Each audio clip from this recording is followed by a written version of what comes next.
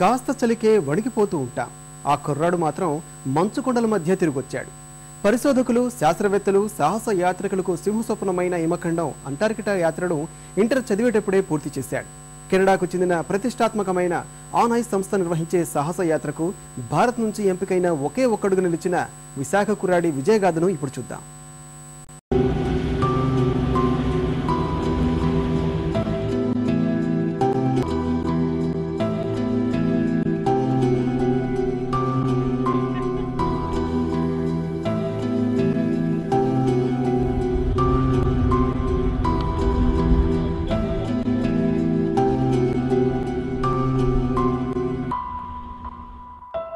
కళ్ళార్పనీయని హిమపాతాలు, కమనీయమైన దృశ్యాలు, ఇలాంటి అందమైన ప్రదేశాన్ని దగ్గర నుంచి చూసే అవకాశాన్ని సొంతం చేసుకున్నాడు విశాఖకు చెందిన Prateek.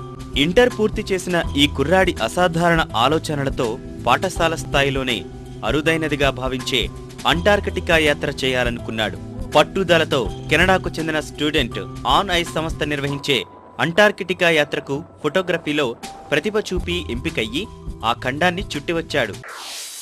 Students on ice Canadian organisation.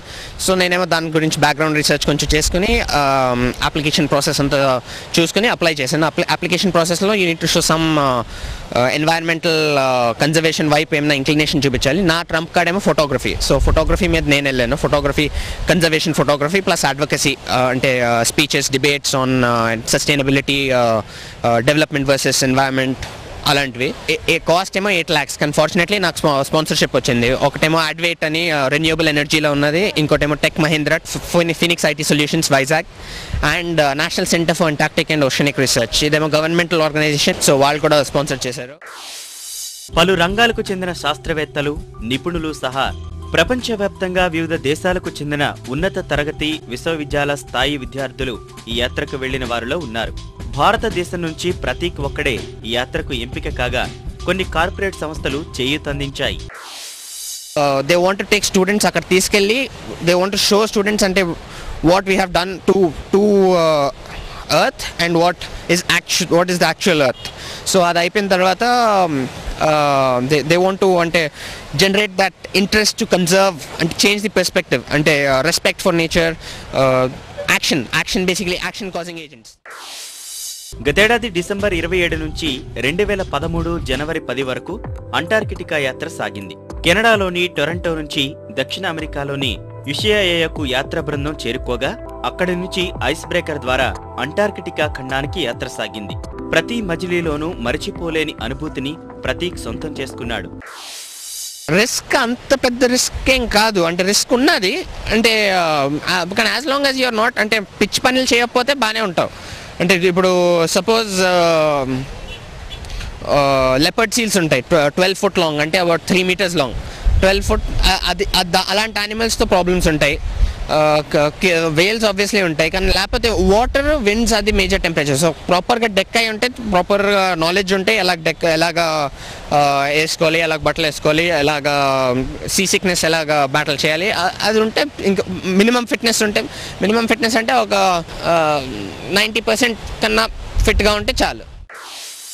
హిమఖండానికి చెందిన అత్యంత అరుదైన వన్యప్రాణులను దగ్గర నుంచి చూసిన ప్రతీక్ కాలుష్యం తాకిడికి గురికాని అద్భుతమైన ప్రకృతిని దర్శించాడు. ఇక్కడ మీరు సిటీలో ఎక్కడికి వెళ్ళినా వైల్డ్ లైఫ్ ఒక మినిమం ఒక 100 meters డిస్టెన్స్ ఉంటుంది. అక్కడ 2 meters ఉంటుంది డిస్టెన్స్. పింగ్విన్ ఒక 1 meter ఉంటుంది, పక్కన కూర్చోవచ్చు కూడా. సీలో ఒక 2 meters 3 meters డిస్టెన్స్లో ఉంటుంది. వేల్స్ పక్కనే ఉంటాయి. సో చాలా inquisitive nature of wild life ఉంటుంది. అంటే యూ కెన్ చాలా respect, you form lot of respect for nature అక్కడ. అంటే ఇంత చేస్తుంది మనకి టైప్లో. ఇంత 3/4 of the marine ecosystem is provided by Antarctic marine systems. సాహసయాత్రలు మాత్రమే కాదు, ఫోటోగ్రఫీలోనూ ప్రతీక్ రాణిస్తున్నాడు. వన్యప్రాణులకు సంబంధించి ప్రతీక్ తీసిన ఫోటోలు కూడా అతను అంటార్కిటికా యాత్రకు ఎంపికయ్యేందుకు ఉపకరించాయి. అత్యంత సాహసయాత్రను చిన్న వయసులోనే పూర్తి చేసి వచ్చిన ప్రతీక్ మరిన్ని సాహసయాత్రలపై దృష్టి సారించాడు. ప్రపంచం అంచును చూడాలన్న తపన చాలా మందిలో ఉంటుంది, కానీ అతి కొద్ది మంది మాత్రమే దాన్ని సాకారం చేసుకోగలుగుతారు. ఆ అతి కొద్ది మందిలో ఒక్కడే విశాఖకు చెందిన ప్రతీక్.